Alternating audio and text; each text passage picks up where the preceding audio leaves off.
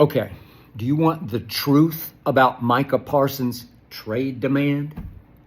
Or do you want me to say what everybody else is going to say? Oh my God, Micah wants to be traded. Jerry, do something. Save this situation. Jerry, pay the man. I'm not going to say that because that's not the truth. I'm going to restate my opinion that Micah Parsons has been way overhyped. Micah Parsons has been deluded by reading all of your comments on whatever social media platform that he's on. All of your comments, loving his podcast. And by the way, he's at least as interested in doing podcasts as in winning a Defensive Player of the Year, doing what it takes, what it requires to be the Defensive Player of the Year. Because if you look hard at his productivity as a Dallas Cowboy, it ain't best defensive player in the National Football League. If you look hard, there's no way that he deserves to be paid as the highest paid non-skill player, as the highest paid defensive player in the history of the National Football League. That's what he wants. That's probably what you want for him right now. That's what you want Jerry to do. And I, as a lifelong diehard Dallas Cowboy fan, do not want to see that, because this would become the all-time albatross hanging around your neck contract, the all-time anchor dragging you to the bottom of the lake anchor around the necks of Cowboy fans everywhere if you give him 4 or 5 years of money that makes him the highest paid defensive player ever, because he has not earned it, and I am highly doubtful he ever will be able to live up to that kind of contract. I'm going to say it again.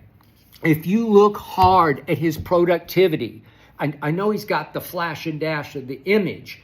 If you're a prisoner of the image of the overhyped internet, then I can't save you. But if you want to listen to the facts of the matter right here, right now, look at what happened down the stretch of 2022 when over the last 6 games, he just disappeared because he got worn down and worn out because he's too slight. He doesn't carry the impact. Again, I overreacted in the very beginning, the rookie year, because I thought, are we seeing the next Lawrence Taylor? He doesn't have that kind of physical impact. He does not play with that kind of physicality.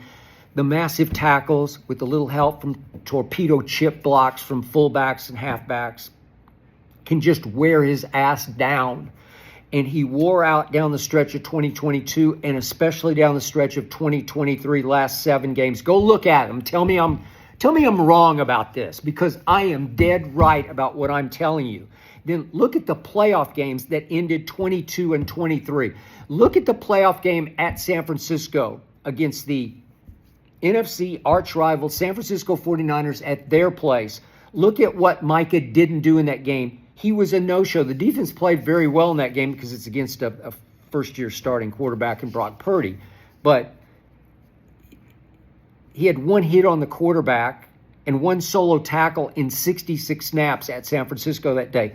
He did not wreck the game like the best defensive player wrecks a playoff game. And then 2023, that debacle of a nightmare of a cataclysmic occurrence at Jerry World.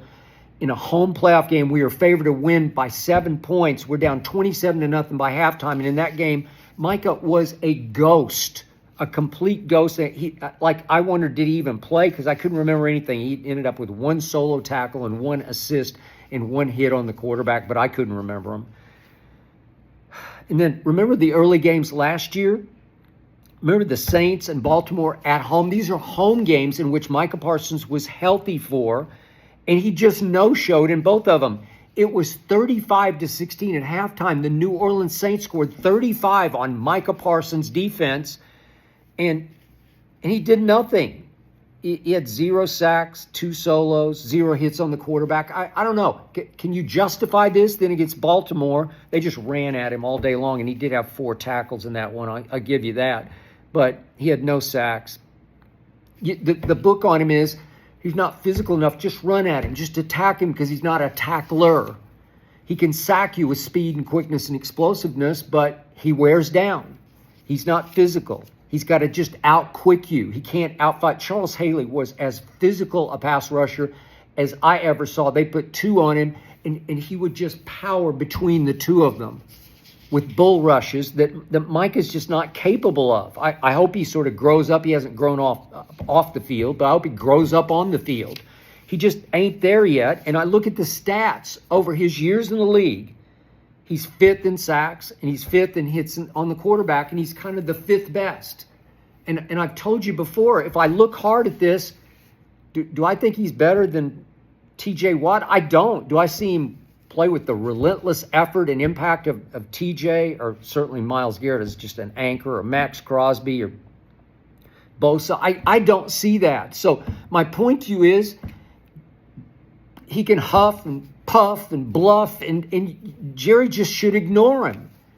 And I'm hoping they're just holding in on this. I'm hoping they're just laughing at his trade demand, because I don't know, if somebody wants to give you 2 firsts for him, I would seriously consider taking that, because Ezra Ruwaka and Sam Williams and now Dante Fowler, that they can bring it. I think they can have as much impact, season-long impact, like start to finish impact, as Micah can have.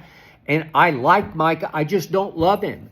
And I hope that he would be challenged this year. What if they forced him to play out the 5th year of his contract?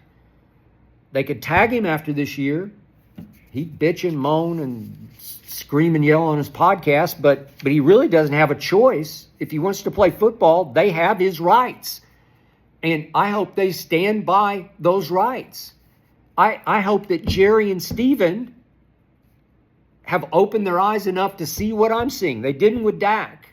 They did with CD. I sat here a year ago and I pounded this table for CD Lamb to be signed, because he earned it. He's the best receiver overall impact. He's the best receiver in football. And whatever chances we have this year, and I think we have a great chance with the addition of George Pickens, it's about those 2 receivers. They're going to have to carry the day. They're going to have to ignite and inspire this football team to greater heights. Dak can be very good during the regular season. I don't trust him in the post, but at least I could get there, and maybe lightning would strike and something great would happen to Dak Prescott in 1 or 2 plays. He's 2-5 in the playoffs. Maybe he could win a couple games. Maybe we could get back to an NFC championship game for the first time in 30 years. Maybe this new Cowboy doc that's going to drop, that I should be a pretty significant part of, I think it's August 18th on Netflix, about the 90s Cowboys dynasty. Maybe it will inspire this team to finally ignite and explode and take off in ways it never has, because of the past. Maybe the past will inspire the present. I don't know. I just have a weird good feeling about that. But if you tell me that Micah has been paid the most money of any defensive player ever, I feel stuck with that, just like I feel stuck with Dak's contract. Twice Jerry's made him the highest paid player in pro football. Twice. And he's not that guy. And you keep hoping he'll live up in the postseason, but he doesn't.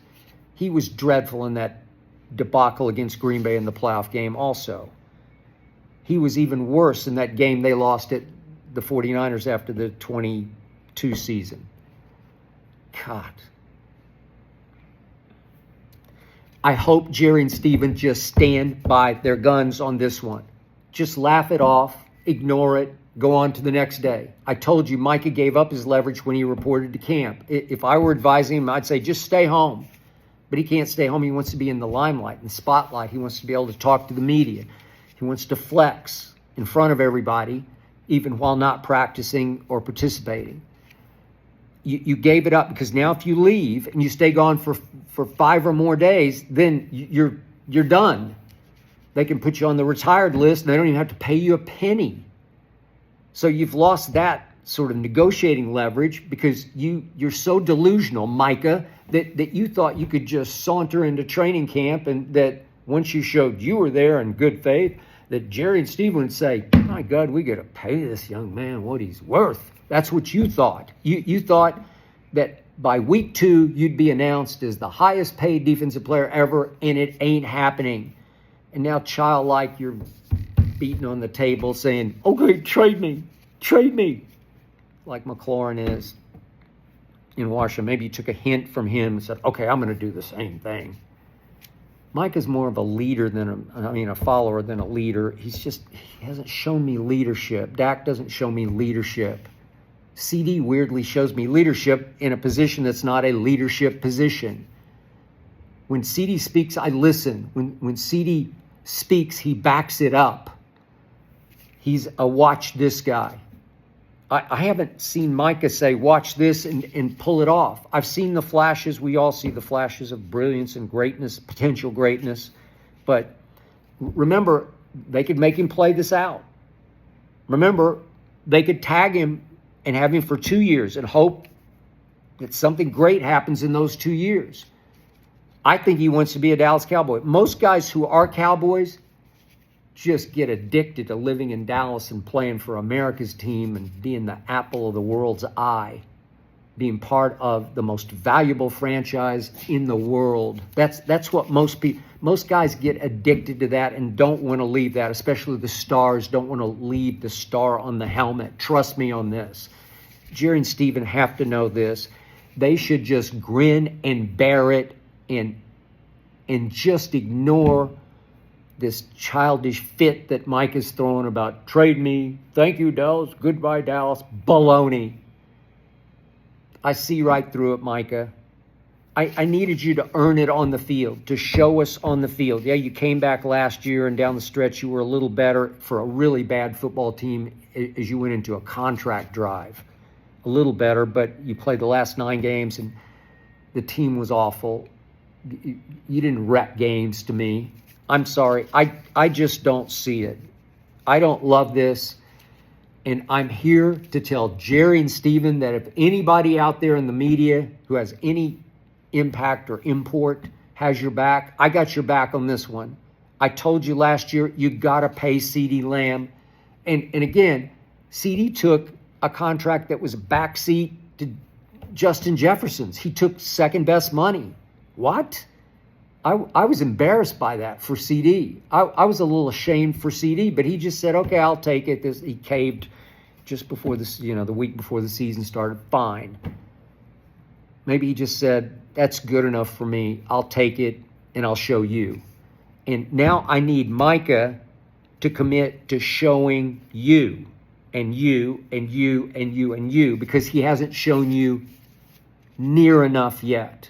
And Jerry knows it, and Steven knows it, and they just need to dig in and grin and ignore. Hold that bottom line, Jerry and Steven Jones.